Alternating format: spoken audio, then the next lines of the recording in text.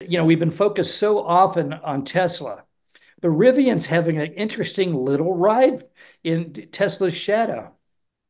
Right. Rivian makes cars, well, trucks that people like. Their problem is that they lose money on each one, which, if you keep doing that long enough, you just flat out go out of business.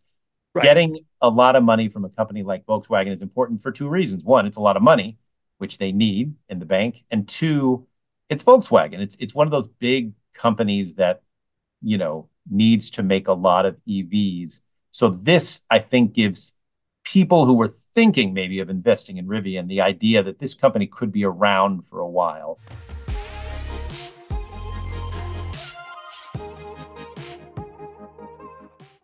Hey, Scott, how are you? I'm good, Mike. How are you doing? It's good to have you back in town. Thank you. Good to be back and tracking all this stuff. Yeah, it's been an interesting week. Yeah. Uh, when we're talking right now, the markets have closed late Thursday, and the S&P and Nasdaq and the Dow just seem to be biding time right now. A little bit of a gain for all of them, but I think they're wondering what's going to happen tonight's debates. But I think even more, they're going to be looking at some of the bellwether indicators for tomorrow. Uh, and the inflation rate, consumer spending. They just got unemployment and jobless looking for job numbers today, and it's hard to tell what's going on, but it looks like things are starting to slow down.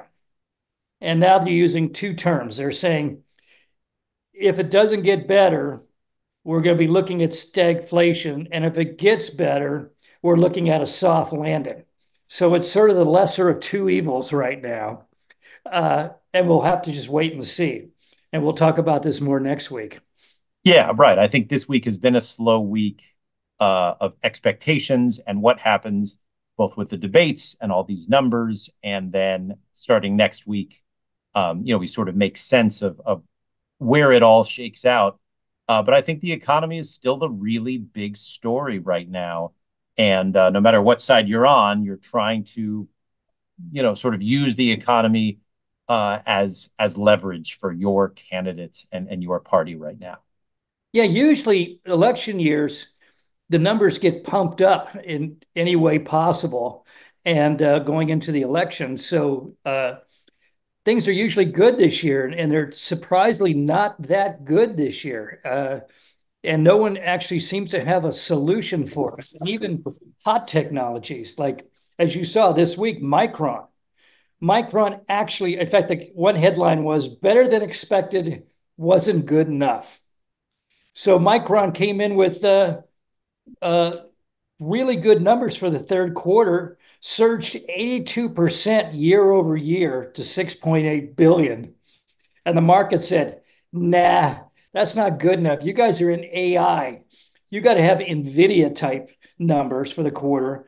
And their stock fell almost 8%. Well, I think that's a microcosm of what's going on in the overall economy. I mean, this is a company that's been around for a very long time, goes up 80% year over year, and people are disappointed. I mean, look at our economy creating jobs at a record rate, stock market hits records, and yet people are saying, oh, things aren't that good. I mean, it is tough to please people these days. And maybe that's part of what is the election year of it all right now, is just how hard it is to convince people that these numbers that at any other time would be very strong are indeed very strong. Well, there's one theory that we have these tentpole stocks like Nvidia and Amazon and Microsoft, and they're holding up the markets.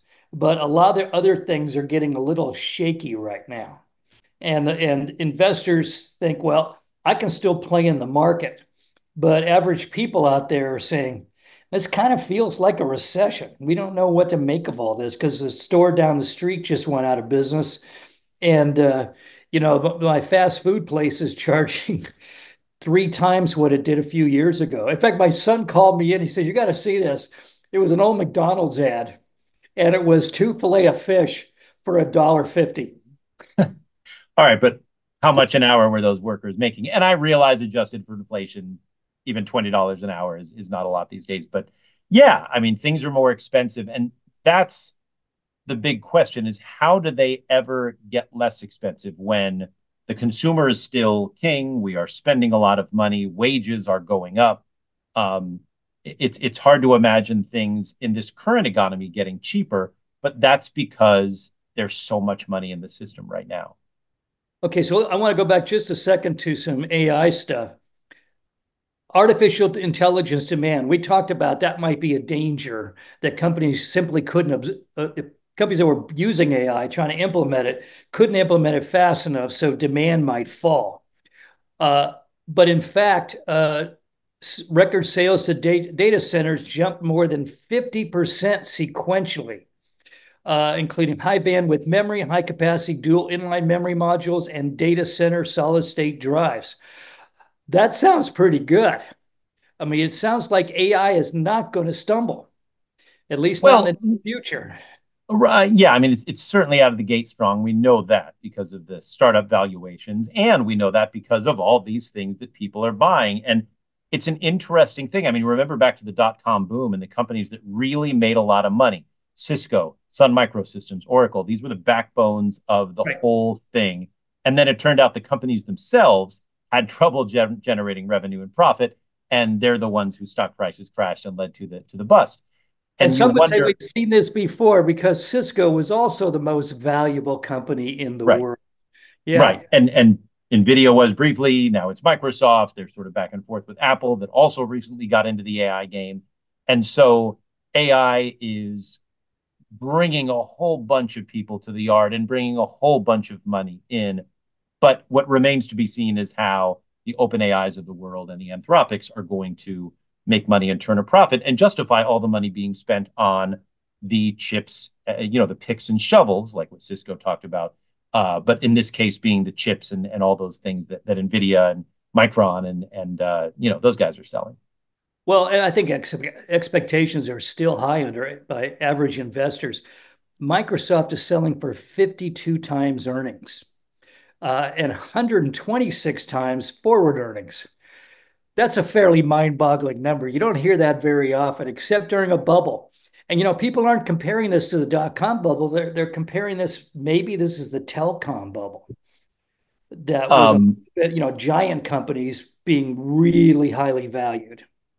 that's not a bad comparison, also, because again, you had the companies that were really providing the infrastructure see tremendous gains and make a lot of money because everybody was trying to get in. And then it was all of those startups and sort of ancillary companies that really that's where the proof of it all lies.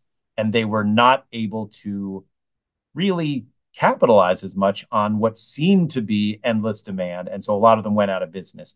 And I just, you look at the landscape right where we're sitting here in Silicon Valley in the Bay Area, there are so many AI related startups, and everybody else is kind of jumping on the bandwagon. Can they all survive and make money on this? That remains to be seen. Yeah, I mean, where's Broadcom today, for example? Well, Broadcom's doing really, really well because it bought a whole bunch of companies and it's a chip company and it's gotten into AI and it hit Yeah, it's record a highs. conglomerate. Yeah. And I think they just declared a 10-for-1 split. So there are these companies doing well. And we're starting to see some more of them. And it's starting to spread to software now. And sort of the picks and shovels effect spreads. But really, the proof of all this needs to be that these companies themselves, that are the pure AI plays, can prove that this is a necessary and money making technology. Well, I tried to send a note to somebody on LinkedIn yesterday. And as I started to write the note, I was asked, would you like help with this note from AI? I thought, wow, it's really becoming pervasive fast. It's going to be everywhere now. And it's just begun. Okay. Well, uh, NVIDIA had a wild week. Speaking of AI companies, the biggest one of all.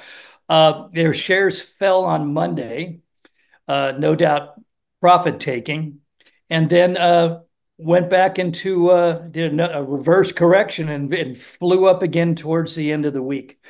And the company had they had an annual meeting, and the numbers look good. And now I'm hearing that NVIDIA stock, some analysts are saying it's still cheap based on forward price to earnings multiples. One hedge fund manager. They always have one hedge fund manager, and you don't know if he's really smart or he's just hyping the thing like crazy for his own motives. But he expects his name is Eric Jackson, and he expects Nvidia stock to hit $250 a share by year end, and the market cap could reach 6 trillion, bolstered by chip sales and investor euphoria. 6 trillion. I mean, that is a number that, is now unheard of. 3 trillion was unheard of, just a couple of years ago. So this is rarefied air. And think about what needs to continue to happen for that valuation to come true.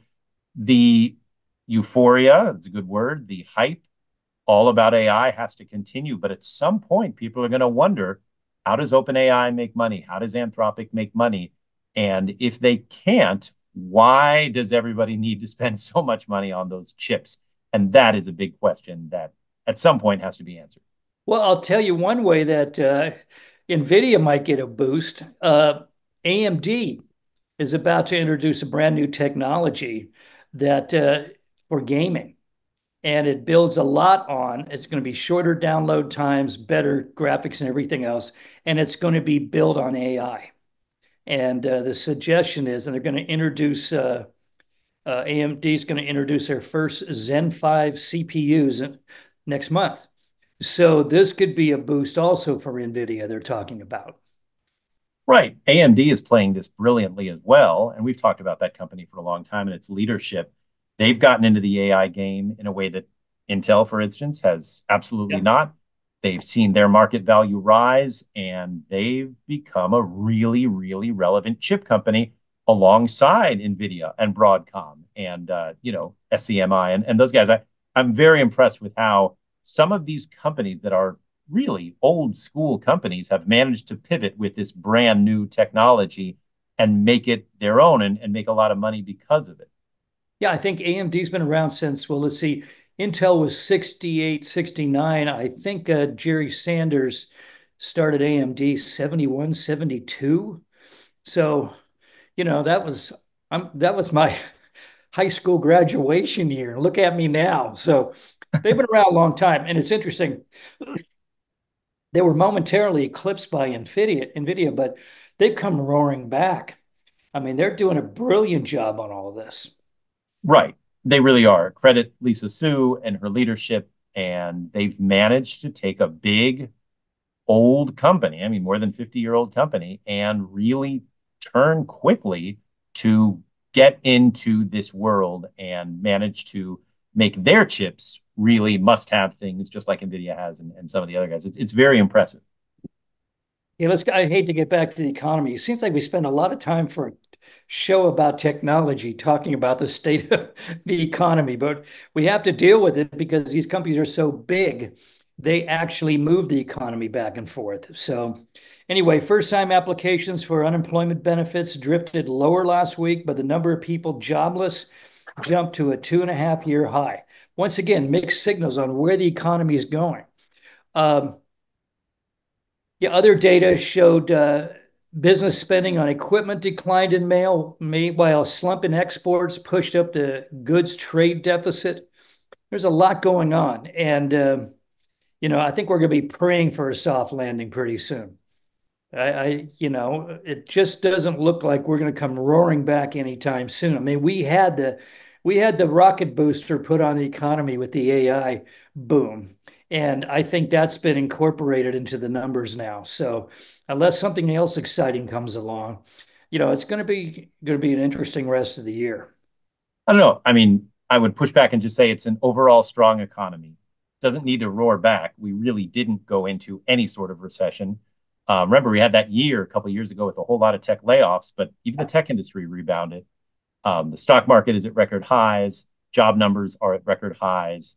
And the big concern is, while AI brings us all this stock market money and all this venture money, is that it's going to take jobs. And we haven't really seen that yet, but there are rumblings that, hey, you know what this is really good at? Not the really sexy stuff, but just the sort of boring back office stuff. that employs a whole bunch of people. And so I don't know if our landing, as you call it, comes from um, a slowdown in the economy or just the fact that AI might start doing what people know it can do and put some people out of work. I think that's a big concern here in Silicon Valley right now. Well, I think if seeing some of the results recently of people using AI, I think you and I are threatened. I mean, yeah, when I was reading that they're going to use an AI voice of one of the broadcasters from the Olympics to do the wrap ups every day. Yeah, That's Al telling. Michaels. Right, right. Yeah, old legendary Al Michaels, and they're going to use his voice, and he's over at another network, and he said, "Yeah, fine, go ahead." Uh, Wild. Yeah, we got a new movie, Tom Hanks movie coming out that incorporates him through his character through his life from being a teenager all the way up to being an old man, and it's all AI generated. Pretty wild. Okay, Yeah, yeah. yeah, U.S. pending existing home sales unexpectedly fell in May to the lowest level on record as elevated mortgage rates and high prices discouraged prospective buyers. I'm not sure that's true in Silicon Valley. I've seen two houses in my neighborhood sell in about 4 days. So I think the demand is still here, but it sounds like the contract signings from the National Association of Realtors decreased 2% to 70.8 last month, the lowest reading in data going back to 2001. Uh, wow. So, the median estimate of economists surveyed by Bloomberg called for a 0.5% gain. So, housing sales are not really moving very well. And once again, interesting, scary sign, but also good sign. The mortgage rate has fallen for 4 consecutive weeks and stayed below 7%. So I guess that's good. I mean, we're talking hundreds of a percent, but it's still good news. You take it where you can get it. Right. But we're talking incremental moves, and we still have a lot of people who are concerned about what the down payment would be on a home in the Bay Area. But I think what we are starting to see, and real estate agents say, people are starting to pull the trigger on selling their house. They've just decided, hey, it's time to cash Yeah. in, and we may never see prices like this before. So we are seeing some more homes on the market. Always a good sign, but it's just not enough to keep prices anywhere near what makes sense. We're still getting multiple bids. We're still hearing about that and things like that. But at least we're starting to see some inventory on the market, and that's step one in trying to make housing more available to more people. Yeah. On the one hand, I saw a real estate listing the other day for one of these flyers, but it was a house that went up for $2.7 million and it sold for $700,000 over the asking price. So that's pretty crazy. On the other hand, the communities in the Bay Area seem to be willing to consider a bond to build low income housing. And the state regulation now demanding cities build low income housing seems to be having a real effect around here. So, I mean, that's positive news. Yeah, I mean, it's just there needs to be more inventory. And as someone said, it's not just low income housing. There's really no way to do that in an area where it's so expensive to build. So the answer is more housing. And if there is more inventory, the demand can get satiated by more supply, and that's how prices come down. And so there are lots of people advocating just for flat out more housing so that people have places to go and there are less multiple bids and things like that. And then eventually that's how prices come down. I think at my age, maybe the smart move is sell my house, go rent an apartment in Merced, and Right. then wait till the housing prices fall again and just sort of arbitrage real estate. Buy a place again, nice. So I don't know. It's been an interesting time. The downturn in housing around here prices didn't last very long, not like it has in the past. So it'll be interesting to see how much longer this other bubble keeps going. Okay, Rivian, even though they lose money on every single vehicle they sell, had a great week. They got 5 new vehicles models coming out. They're not talking about them, but they say they have five. They're hinting at it. And they just cut a $1 billion joint venture with Volkswagen. We've been focused so often on Tesla, but Rivian's having an interesting little ride in Tesla's shadow. Right. Rivian makes cars, well, trucks that people like. Their problem is that they lose money on each one, which if you keep doing that long enough, you just flat out go out of business. Right. Getting a lot of money from a company like Volkswagen is important for two reasons. One, it's a lot of money, which they need in the bank. And two, it's Volkswagen. It's one of those big companies that, needs to make a lot of EVs. So this, I think, gives people who were thinking maybe of investing in Rivian the idea that this company could be around for a while. And so if you like it, but you're afraid it's going to go away, that's not a smart investment. If you like it and you think it's going to be around for a long time, that might be something worth investing in. And so I think that's why the stock price went up. They still have to deliver. They've had deals with Amazon and I think Ford that didn't really pay off all that much. But people do like those trucks and SUVs. And, where I stand, the more EVs on the road, the better. So ideally, this turns into something where Volkswagen backs them, give them the money they need, perhaps the facilities they need, and then maybe together they're going to make some joint venture cars as well. And so then you get some EV VWs in the mix as well. Um, we haven't talked about them for a long time, but SpaceX has been doing extraordinary things. And that, for example, that big rocket is the largest object ever to leave the surface of the Earth, is my understanding. And they're going to start catching them. They're not just going to land some of them, they're going to actually catch them with a huge arm sticking up there that's going to grab the thing and before it has to settle down. We're living in science fiction, finally. I mean, uh, I still have that bet with Elon, a buck, that he can't land on Mars by 2030, but I really hope I get to hand him that dollar bill with thanks because it's looking better and better. Uh, we have a space race on now for real. We've got China going to the far side of the moon. We got India going to the near side of the moon. Uh, China's going to put up several hundred satellites.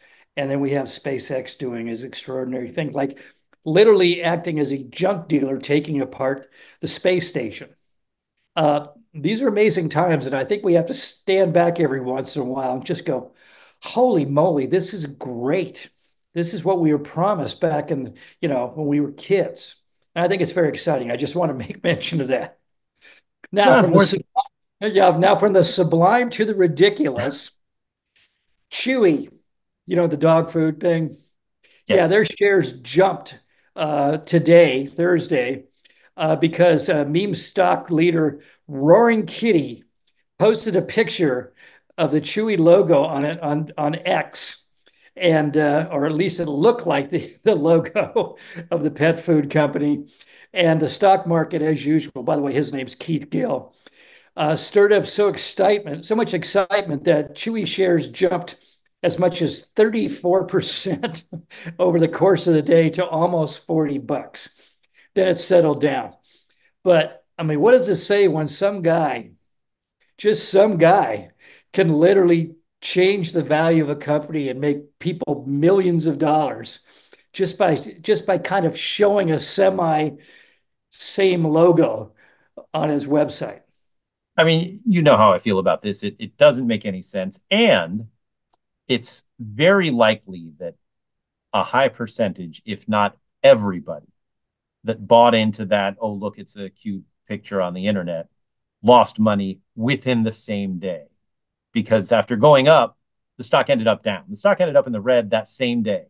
So if you bought and then went back to work or bought and then went to lunch or whatever, you lost money. Yeah. And if we don't learn that following this guy or just any sort of stock craze is a surefire bet to lose money, then I'm not so worried about him and I'm not going to follow him. I just want people to know this is a really bad idea because look what happens. Stock goes up, it ends up down. And you either day traded your way to a little bit of money or you came back from lunch and were like, holy Toledo, I actually lost money because I followed this guy. Yeah, you're in retirement. You just want to save stock, and somebody says, "Well, how about dog food?" So you buy 10,000 shares of Chewy, and and you go off to your bridge tournament, and you come back at 4 o'clock in the afternoon. And you realize you've not only lost money, but at lunchtime you were worth $400,000 more. It's Well, it's just crazy. right. You should not buy or sell based on roaring kitty, for goodness sakes. Yeah. And with that, we'll close it out. That's it for now, folks. You can find us on Spotify, Anchor, uh, Google Podcasts, Apple Podcasts, and YouTube. You can see Scott on Facebook and X, and of course, almost every weeknight on NBC Bay Area. Are you doing the debate tonight? No, we're doing a story on AI, and then I'll be heading home to watch the debate. Oh, nice. Yeah. You can hear me regularly on the BBC World Radio show Business Matters. Have a great weekend, and we'll see you next week. Bye bye.